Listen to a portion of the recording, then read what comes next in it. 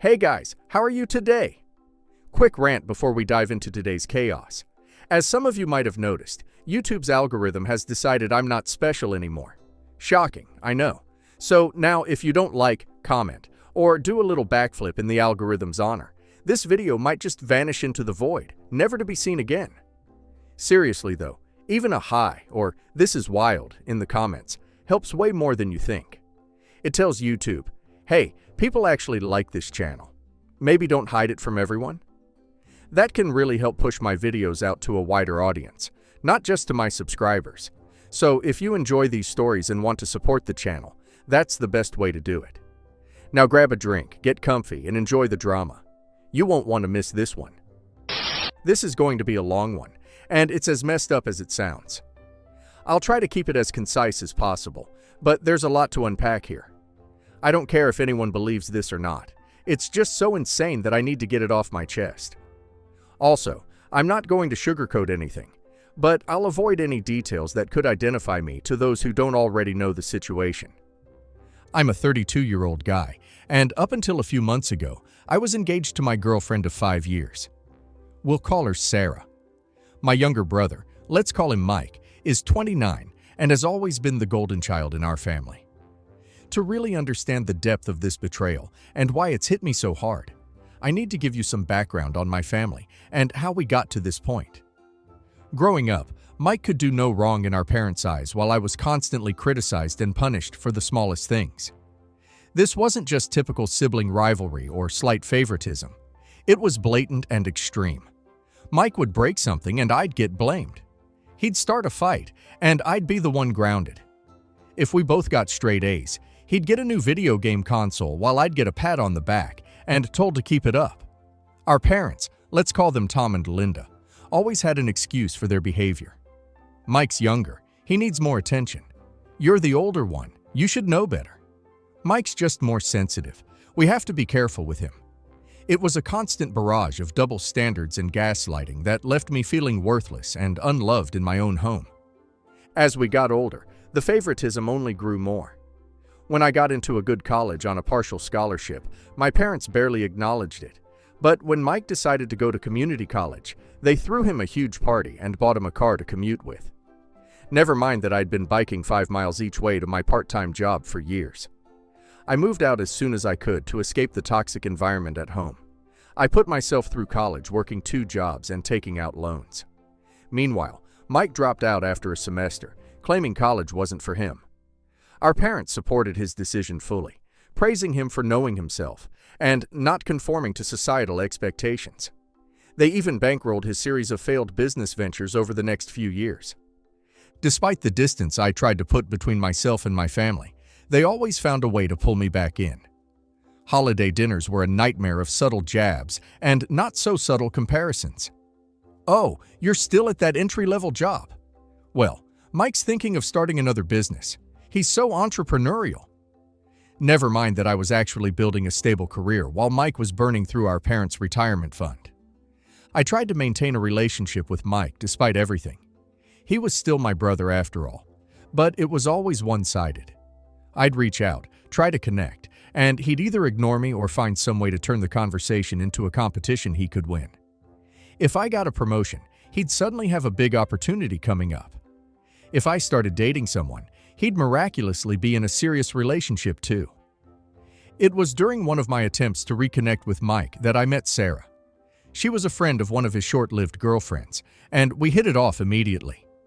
Sarah was everything I'd ever wanted in a partner: smart, funny, kind, and absolutely gorgeous. We started dating, and for the first time in my life, I felt truly happy and valued. My parents, predictably, were less than thrilled. They made snide comments about how Sarah was out of my league and questioned what she saw in me. Mike, on the other hand, suddenly became very interested in my life. He'd ask about Sarah constantly, wanting to know everything about her. At the time, I was just happy he seemed to care about something in my life. Looking back, I should have seen the red flags. Sarah and I moved in together after a year of dating, and things were great. We both had good jobs. We traveled. We talked about the future. I started to feel like maybe, just maybe, I could have the life I always wanted.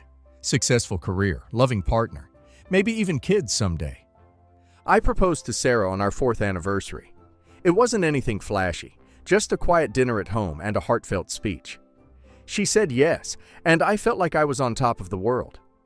We decided to have a long engagement and take our time planning the wedding. We were in no rush. We had our whole lives ahead of us. Or so I thought. When we announced our engagement to my family, the reactions were mixed, to say the least. My mom plastered on a fake smile and said, "Oh, how nice," in a tone that suggested it was anything but. My dad grunted and said, "Good luck with that," before turning back to the TV. Mike's reaction was the strangest. He congratulated us, but there was something off about his smile, something almost predatory. I brushed it off at the time, chalking it up to my own insecurities. The next year was full of wedding planning and work stress. Sarah and I were both putting in long hours at our jobs, trying to save up for the wedding and a down payment on a house. We didn't see each other as much as we used to, but I figured it was just a phase. Every couple goes through rough patches, right? Looking back, I should have noticed the signs. Sarah became more distant, always on her phone, smiling at texts from someone she'd quickly say was just a friend from work. She started going out more with her girlfriends, coming home late smelling of alcohol and cologne. But I trusted her completely. I never even considered that she might be cheating, let alone with my own brother. About 4 months ago, Sarah started acting even stranger. She was moody, irritable, and constantly nauseous. I thought maybe she was pregnant, and I was thrilled at the idea. We hadn't been trying, but we had talked about wanting kids eventually. I started planning how I'd support her, imagining nursery colors and baby names. Then one night she sat me down with tears in her eyes and dropped the bomb. She was pregnant, but it wasn't mine. I was stunned. We hadn't been intimate in a while due to our busy schedules, but I never imagined she'd cheat on me. When I asked who the father was, she broke down completely and whispered, "It's Mike." In that moment, my entire world shattered. Everything I thought I knew, everything I'd built my life around, came crashing down. I couldn't breathe. I couldn't think. All I could feel was this overwhelming sense of betrayal and loss. Sarah tried to explain, her words coming out in a rush between sobs. Apparently, it had started at our engagement party. Mike had cornered her, told her she was making a mistake marrying me. He'd played on her insecurities, telling her she could do better, that he could give her everything I couldn't. It wasn't just a one-time thing. They'd been having an affair for months. I kicked Sarah out that night. I couldn't stand to look at her, couldn't bear to be in the same room as the woman who had betrayed me so completely. She begged me to forgive her, said it was a mistake, that she loved me, but all I could think about was how many times she'd lied to my face, how many times she'd been with my brother while wearing the ring I'd given her. After Sarah left, I called Mike. I don't even remember what I said. It was all a blur of rage and pain. He tried to play it cool at first, saying it was just a drunk mistake and that it didn't mean anything. But when I pressed him, he got defensive and said, "Well, maybe if you'd been a better fiancé, she wouldn't have come to me." I saw red. I got in my car and drove to his apartment, ready to do something that would make him regret saying what he said. I don't know what I was planning to do, but when I got there, our parents were already there. Apparently, Mike had called them first, spinning some story about how Sarah had seduced him and how sorry he was. And you know what? They believed him. They always do. My mom immediately started lecturing me about forgiveness and family, while my dad just stood there with his arms crossed, looking disappointed in me. Of course, not in his precious Mike. I tried to explain what really happened, but they wouldn't listen. They kept insisting that I needed to forgive Mike and support Sarah through the pregnancy because family comes first. I lost it. Years of pent-up resentment and anger came pouring out. I told them exactly what I thought of their twisted sense of loyalty, how they'd always favored Mike at my expense, how they'd never once taken my side or supported me. I told Mike he was dead to me, that he was no longer my brother. I told my parents they could have the son they'd always wanted, because they no longer had me. I stormed out, ignoring their shouts and pleas. I drove for hours, no destination in mind, just needing to be away from everything and everyone. When I finally went home, I had dozens of missed calls and messages, some from Sarah begging for another chance, some from Mike alternating between apologies and accusations. But most were from my parents demanding that I grow up and make amends. I ignored them all. I barely ate, barely slept. I called out of work, using all my saved-up vacation days. I couldn't face anyone, couldn't bear the thought of having to explain what had happened. I just sat in my apartment, replaying every moment of my relationship with Sarah, every interaction with Mike, trying to see where I'd gone wrong. It's been 3 months now. I've moved to a new apartment, changed my number, and started therapy to deal with all this mess. But my family won't let up. Despite my efforts to cut contact, they keep finding ways to intrude on my life. They've started showing up at my workplace, trying to ambush me and force a reconciliation. My mom corners me in the parking lot, crying about how I'm tearing the family apart. My dad leaves gruff voicemails about how I need to man up and forgive Mike. Mike himself has tried to approach me a few times, but I've managed to avoid him so far. They've even sent flying monkeys in the form of extended family members to guilt-trip me into forgiving Mike. Aunts, uncles, cousins I haven't spoken to in years are suddenly blowing up my phone, telling me how important family is and how I need to let bygones be bygones. It's like they're living in some alternate reality, where what Mike and Sarah did is just a small mistake, not a life-changing one. The latest development. I got a message from Sarah yesterday. She's keeping the baby and wants to co-parent with Mike. And guess what? My parents are over the moon about becoming grandparents, completely ignoring the circumstances of how it happened, and the snide remarks my mom and dad used to make when Sarah was with me. The letter was full of apologies and explanations, talking about how she and Mike had found real love through this difficult situation. She even had the audacity to say she hoped we could all be friends someday for the sake of the child. I'm at my wit's end. Part of me wants to just cut ties completely and start fresh somewhere else. Maybe move to another state, change my name, build a new life where no one knows about this mess. But another part of me is so angry that I want to stay and fight, to make them see how messed up this whole situation is. I don't know what to do anymore. The betrayal has affected every aspect of my life. I can't stand to be alone with my thoughts. I haven't even considered dating again. The thought of trusting someone like that terrifies me. I've lost friends over this too. People who think I should take the high road and reconcile with my family, as if I'm the one in the wrong for not wanting to play happy families with the people who hurt me the most. The thought of Sarah and Mike raising a child together, a child that should have been mine, is like a constant knife in my gut. I know logically that the child is innocent in all this. It's not the baby's fault that its parents are lying, cheating scumbags. But I can't bring myself to have any positive feelings about its existence. My parents have started talking about how I need to be involved in the child's life, how I'm going to be an uncle. The thought makes me physically ill. How am I supposed to look at this kid and not see the ultimate symbol of my brother's betrayal? So, Reddit, I guess what I'm asking is, am I the asshole for refusing to forgive my brother and ex-fiancé? Am I wrong for wanting to cut ties with my family over this? Any advice on how to move forward would be appreciated, because right now I feel like I'm drowning in a sea of betrayal and gaslighting.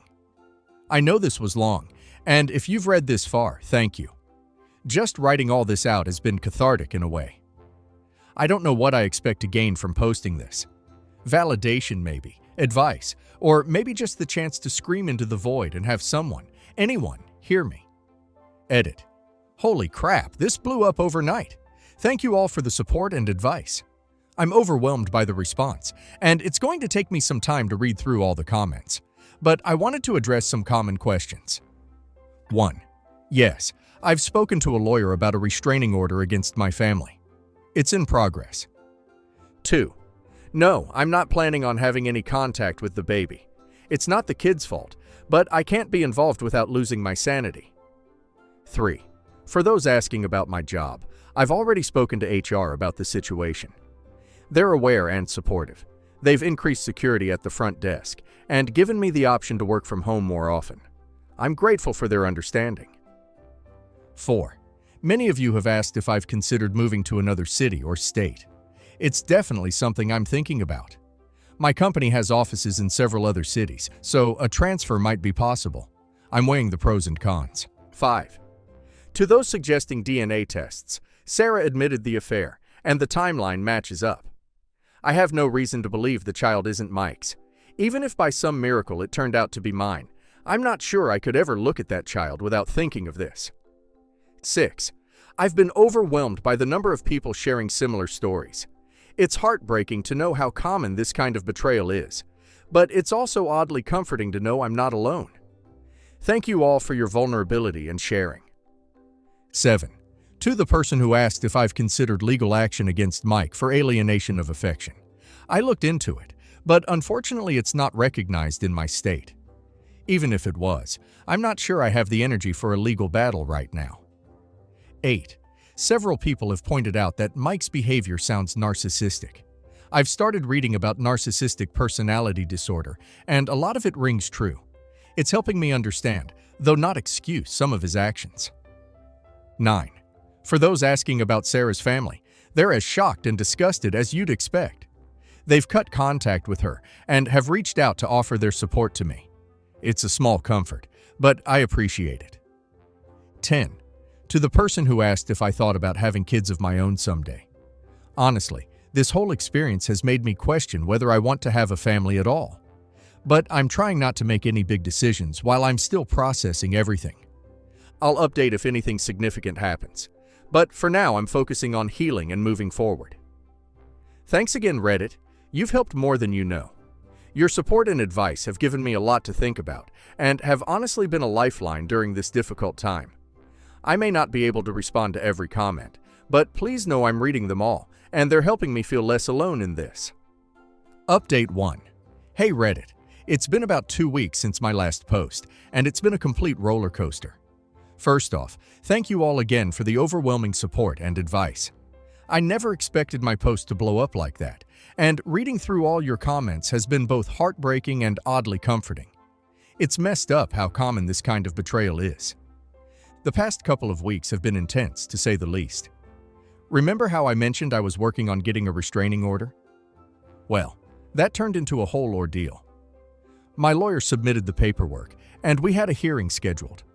I thought it would be straightforward given the evidence and the constant harassment. I was wrong. My parents showed up to the hearing with their own lawyer, some fancy guy in an expensive suit, who probably charges more per hour than I make in a week.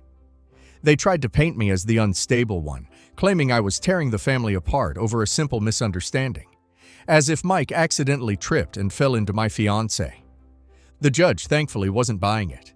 She granted the restraining order against Mike and my parents, but not without my mother bursting into tears in the courtroom and my father glaring at me like I just committed murder. The look on Mike's face, though, I swear if looks could kill, I'd be 6 feet under. As we were leaving the courthouse, Mike tried to approach me. My lawyer stepped between us, reminding him of the newly instated restraining order. Mike just sneered and said this wasn't over, that I couldn't hide behind a piece of paper forever. I'd be lying if I said his words didn't shake me a bit, but for now at least, I have some legal protection. The workplace situation has been another nightmare. Remember how I mentioned my family had been showing up at my workplace? Well, that came to a head last week. I was in a meeting with a client when my assistant buzzed in saying my mother was in the lobby and causing a scene. Apparently, she brought a photo album and was trying to show my coworkers baby pictures of Mike and me, all while sobbing about how her boys used to be so close. I excused myself from the meeting and went down to the lobby, where I found my mom surrounded by a group of uncomfortable-looking coworkers. She was in the middle of telling a story about how Mike and I used to take baths together as toddlers. When she saw me, she tried to rush towards me talking about a baby shower, but I cut her off. I told her she needed to leave immediately, or I'd call the police and have her removed for trespassing and violating the restraining order. The look on her face was like I'd slapped her, but after everything they've put me through, I couldn't bring myself to care. Security escorted her out, and I had to spend the next hour doing damage control with my boss and coworkers. Thankfully, most of them were understanding, but I could tell some were wondering what kind of drama I was bringing into the workplace. The confrontation with Mike, though, that's where things really went off the rails. Last Saturday, I was at the gym trying to work out some of my anger on the punching bag. I was so focused on my workout that I didn't notice someone come up behind me until I heard his voice. I spun around, and there was Mike, smirking at me like he hadn't just violated the restraining order. And he started running his mouth loud enough for nearby people to hear. I told him to get out before I called the cops, but he just laughed, saying he'd tell them how I'd been threatening him and Sarah. That's when I lost it. I swung at him, my fist connecting with his jaw. He stumbled back before lunging at me. We ended up on the floor trading blows like we were kids again, except this time, there were no parents to break us up, no one telling me to be the bigger person and let Mike win. I got in a few good hits before the gym staff pulled us apart. Mike's nose was bleeding, and I could feel my eyes swelling shut. We were both yelling, trying to break free and get at each other again. The gym manager threatened to call the cops, and that finally snapped me out of it. I grabbed my stuff and left. As I was driving home, still shaking with adrenaline, I got a call from an unknown number. Against my better judgment, I answered it. It was Sarah, screaming at me about how I'd broken Mike's nose and he might need surgery. I laughed. I couldn't help it. The absurdity of her being angry at me after everything they'd done. It was just too much. I told her I was sorry if I hurt her little boyfriend, the one she'd been sleeping with behind my back for months. She started sobbing then, going on about how stressed she was and how the baby could sense her distress, and how could I be so selfish. I hung up on her and blocked the number. The fallout from the fight was intense. News had spread like wildfire through our social circle. My phone was blowing up with texts from friends and family members, some taking my side, others calling me names for hitting my poor defenseless brother. Sarah's parents reached out again, reiterating their support for me and expressing their disappointment in their daughter. It was a small comfort, but at this point, I'll take what I can get. The restraining order doesn't feel like enough anymore. Mike's shown he's willing to violate it, and I'm worried about what he might do next. The legal aftermath has been a nightmare. The day after the gym incident, I got a call from my lawyer. Apparently, Mike had filed assault charges against me. I explained what had happened, how Mike had violated the restraining order, how he'd provoked me. My lawyer sighed and said we'd fight it, but it might be an uphill battle given that I threw the first punch. We're in the process of filing our own charges against Mike for violating the restraining order. My lawyer seems confident that this will help our case, but nothing's certain. I've had to give statements to the police, show them the bruises on my face and knuckles. It's humiliating, having to justify defending myself against my own brother. The gym has banned both Mike and me for life. I can't say I blame them, but it sucks. That gym was one of the few places I felt like I could let out some of my anger in a healthy way. My cousin Amy, who I've always been close to, called me the other day. She's been catching a lot of heat from the family for supporting me, but she's standing firm. She told me some of what's been going on behind the scenes. Apparently, my parents have been telling everyone that I'm having some kind of mental breakdown. They're saying that Sarah and Mike's relationship only started after Sarah and I had broken up, and that I'm just jealous and can't let go. Amy says a lot of the family isn't buying it, but some are. It's infuriating knowing that they're out there spreading lies about me while I'm trying to keep my head down and heal. Things at work have been tense, to say the least. After the incident with my mom in the lobby and the fight with Mike making the rounds on local social media, I can tell my coworkers are walking on eggshells around me. My boss called me into his office earlier this week. He started off by saying he values me as an employee and understands I'm going through a difficult time. But then he hit me with the kicker. He thinks it might be best if I take a leave of absence, just until things settle down. He said, "We can call it a personal sabbatical if you'd like. Paid, of course." I wanted to argue, to tell him that work is the only thing keeping me sane right now, but I could see the decision had already been made. So I agreed, thanked him for his understanding, and started packing up my office. As I was leaving, I overheard two of my coworkers whispering about how my brother had gotten my fiancée pregnant. I slammed my office door louder than necessary as I left, taking some small satisfaction in seeing them jump. I'd be lying if I said all of this wasn't affecting me. I've started going on long drives at night just to get out of my apartment. Sometimes I find myself parked outside my old place, the one I shared with Sarah, wondering how the hell my life turned into such a mess. In all of this chaos, I found support from an unexpected source, Sarah's younger sister, Emma.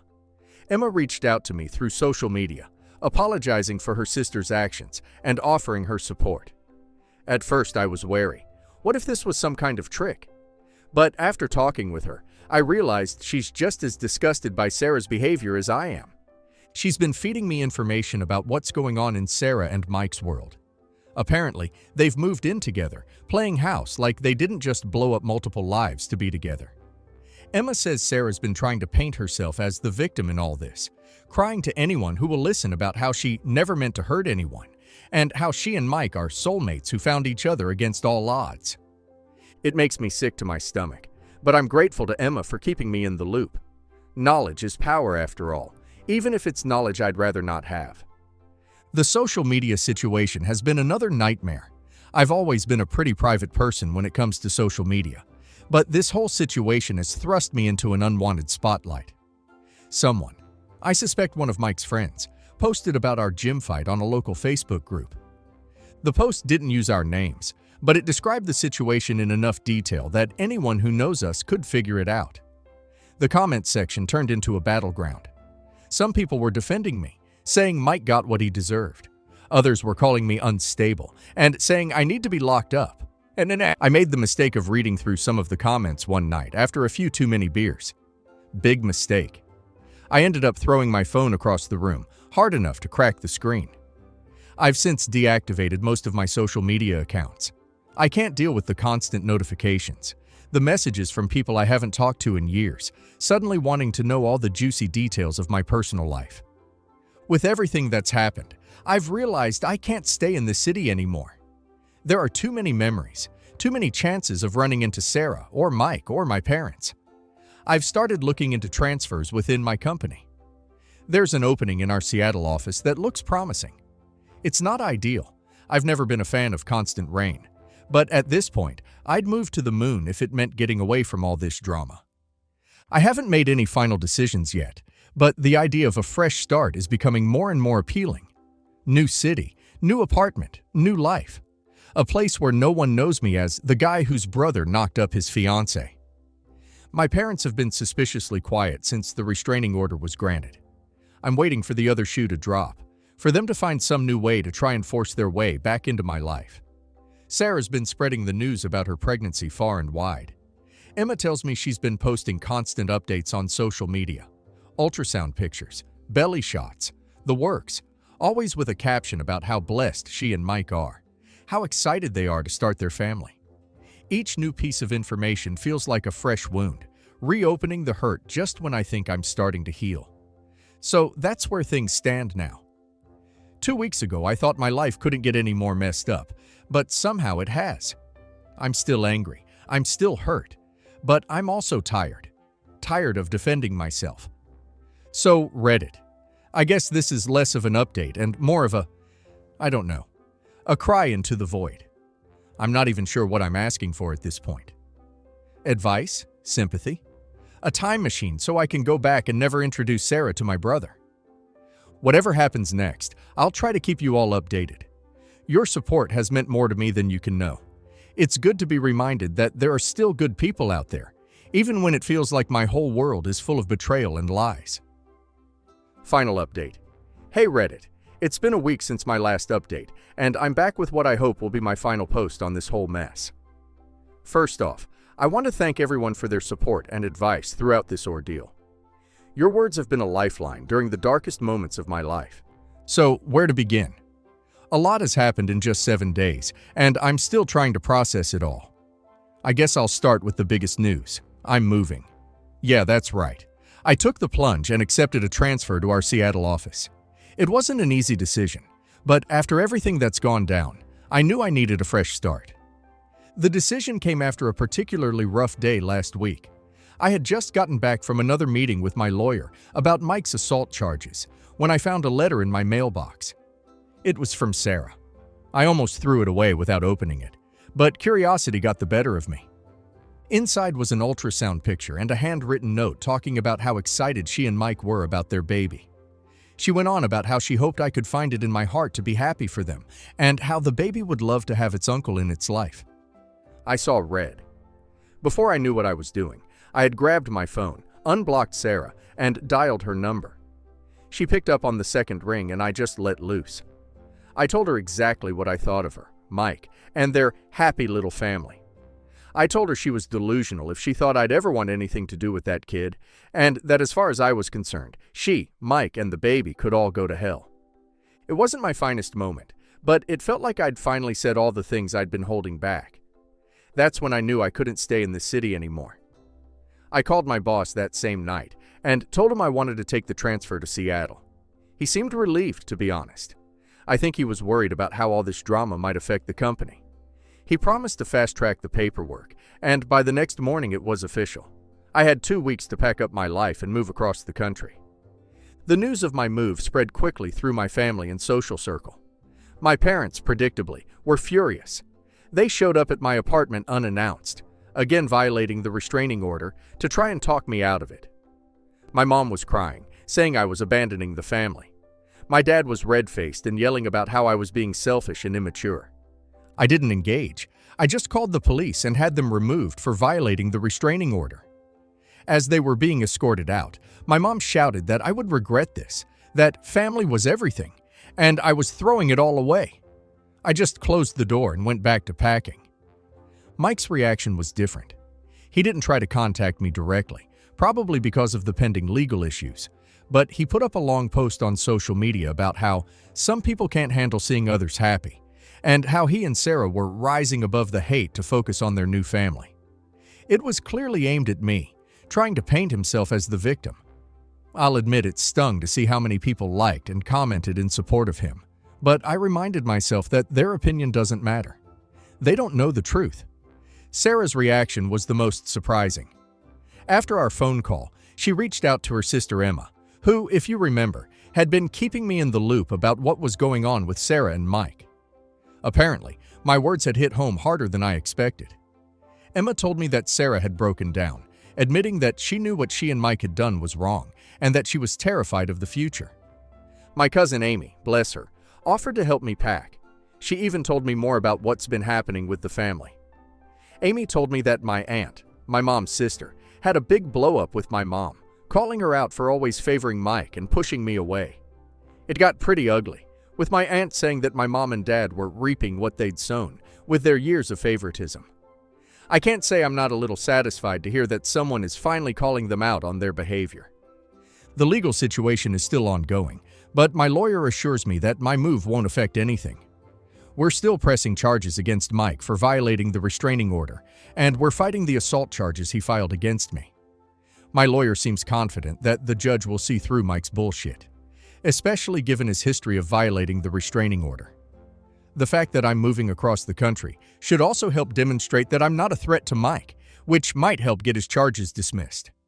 I'm not sure if I'll post any more updates after this. Part of starting fresh means leaving the past behind. And as helpful as this community has been, I think it's time for me to step away from rehashing this story. I need to focus on building my new life, not dwelling on the old one. So I guess this is it, my final update. Wish me luck, Reddit. I've got a whole new life waiting for me in Seattle, and I intend to make the most of it.